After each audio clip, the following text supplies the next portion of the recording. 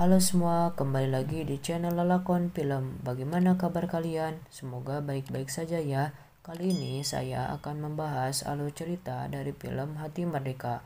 Merupakan film terakhir dari trilogi Merah Putih. Sebelum masuk alur ceritanya, ada baiknya kalian simak dulu tokoh penting dari film ini. Jika sudah, mari kita mulai. Di awal film, kita akan diperlihatkan Kapten Amir beserta pasukannya yang ditugaskan untuk mencuri dokumen yang sangat penting milik Belanda. Marius bertugas menyalin berkas tersebut, Senja, Dayan, dan Budi yang bertugas mengalihkan perhatian orang-orang Belanda, sedangkan Kapten Amir dan Thomas berjaga-jaga dari kejauhan dengan snipernya. Setelah berhasil mendapatkan apa yang mereka cari, mereka semua bergegas pergi ke belakang. Mereka berniat melarikan diri dengan menggunakan kuda yang telah disiapkan. Namun sayang, Budi yang mencoba untuk pergi ditangkap oleh orang-orang Belanda karena dikira Budilah yang mencuri berkas tersebut. Thomas yang telah bersiap menembak dicegah oleh Kapten Amir. Thomas lalu pergi dan membiarkan Kapten Amir sendiri yang akan mengatasinya. Budi yang masih belia harus menanggung derita karena terus dipukuli oleh orang-orang Belanda itu. Kapten Amir yang tak tega lalu menembak Budi tepat di jantungnya. Termasuk orang Belanda tersebut. Kenapa Budi harus dibunuh oleh Kapten Amir? Alasannya adalah karena setiap penyusup yang berhasil ditangkap oleh Belanda, mereka pasti akan menyiksa dan membunuh penyusup tersebut.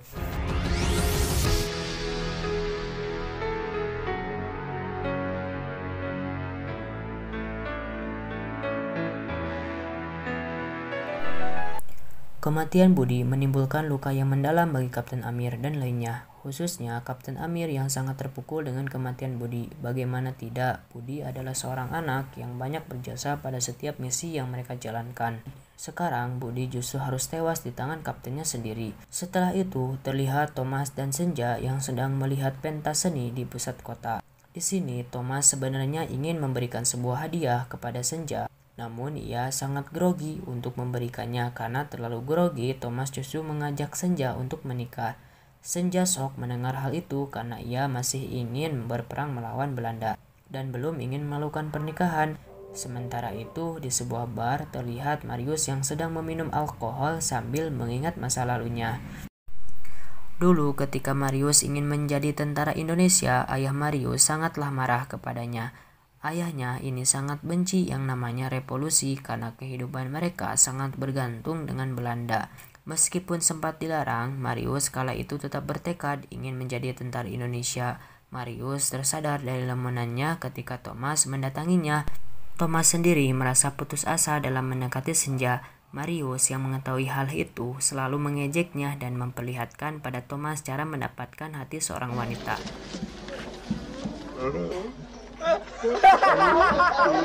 Mengetahui Dayan yang bisu, Kapten Sofwan dan teman-temannya justru tertawa. Belakangan diketahui kalau Kapten Sofwan pernah ikut dalam peperangan melawan Belanda tempo dulu.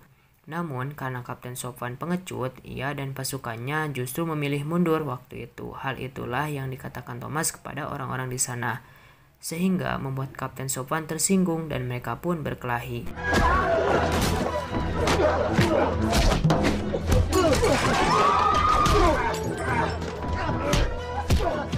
Mengetahui pasukannya berkelahi, Mayor Fadli tentu sajalah sangat marah. Kapten Amir datang dan meminta maaf atas kelakuan anak buahnya. Setelah itu, mereka diberikan sebuah misi untuk membunuh salah satu jenderal Belanda bernama Reimen, yang saat itu sedang berada di Bali. Reimen adalah seorang petinggi Belanda yang sangat kejam dan tak memiliki rasa belas kasihan kepada tawanannya. Hal ini terbukti ketika Reimen menghabisi keluarga Thomas tanpa belas kasihan sedikit pun. Semua setuju, namun Amir yang masih trauma dengan misi sebelumnya memilih untuk tidak ikut dalam misi tersebut karena menurutnya tujuan akhir misi adalah membunuh Reimen, bukan untuk kemerdekaan. Kapten Amir lalu melepaskan semua pangkatnya dan pergi meninggalkan tempat itu. Dayan mengejar Amir dan berusaha membuyuknya agar mau ikut. Dayan sangat kecewa dengan sikap Amir sampai-sampai ia mengajaknya berkelahi. Aku tahu mereka iblis. Apa bedanya kita sama mereka?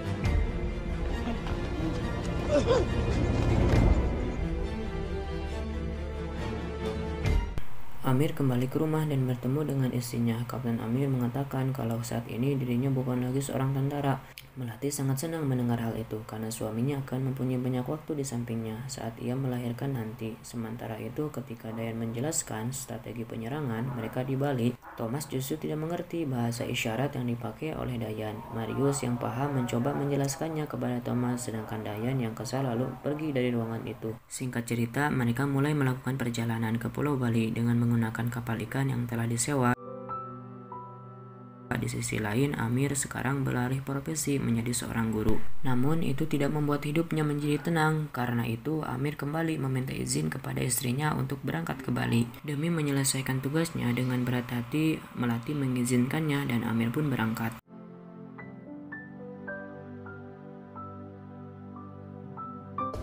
Sementara itu, kapal yang dinaiki oleh Thomas dan teman-temannya diserang oleh petugas keamanan Belanda. Alih-alih ingin menyerang balik, mereka justru disandra oleh nahkoda kapal dan anak buahnya. Orang-orang itu sudah bayar kami lebih banyak.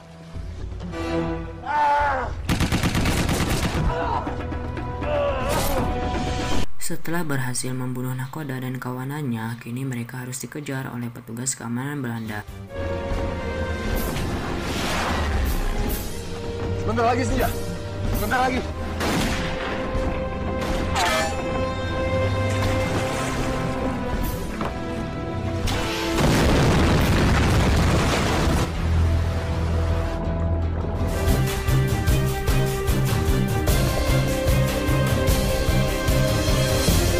Ketika mereka semua hendak masuk ke hutan, Marius jatuh dan tak sadarkan diri. Sementara itu, di markas Belanda, terlihat Rayman sedang menyambuk tawanannya. Ia kembali teringat akan masa kelamnya dulu saat ditangkap oleh pasukan Jepang. Rayman yang terikat tak bisa berbuat apa-apa ketika melihat istrinya dibunuh dengan sangat keji oleh tentara Jepang. Kembali ke Thomas dan lainnya, Marius akhirnya siuman. Mereka pun kembali melanjutkan perjalanannya. Di tengah perjalanan, mereka mendengar suara teriakan dari dalam rumah. Naasnya, Marius ditusuk oleh tentara Belanda yang membuat dirinya kembali pingsan. Wanita itu histeris saat melihat orang tuanya sudah tewas bersimpah darah.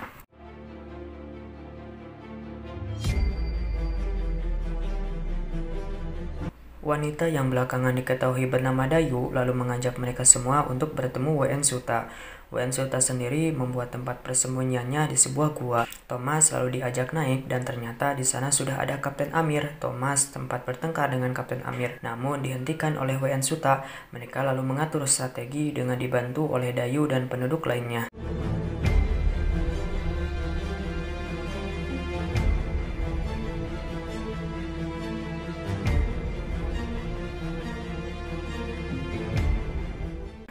Sementara itu, kondisi Marius makin hari makin kian memburuk. Dayu mengatakan bahwa yang bisa membuat Marius sembuh adalah mereka harus berdoa.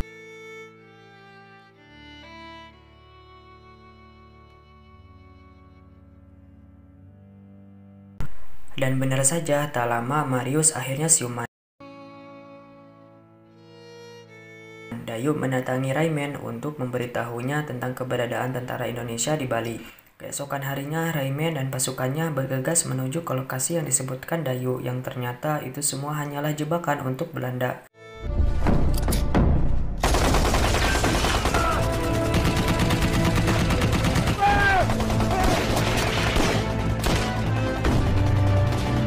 Sayangnya, Belanda telah mengantisipasi hal tersebut sehingga yang diserangnya saat itu bukanlah Rayman yang sebenarnya.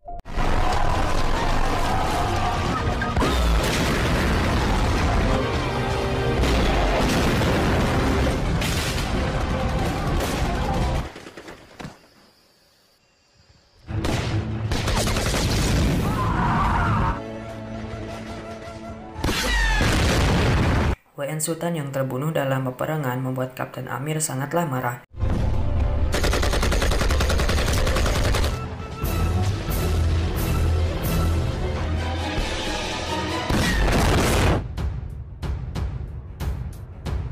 Thomas yang memiliki dendam kepada Rayman berusaha membunuhnya.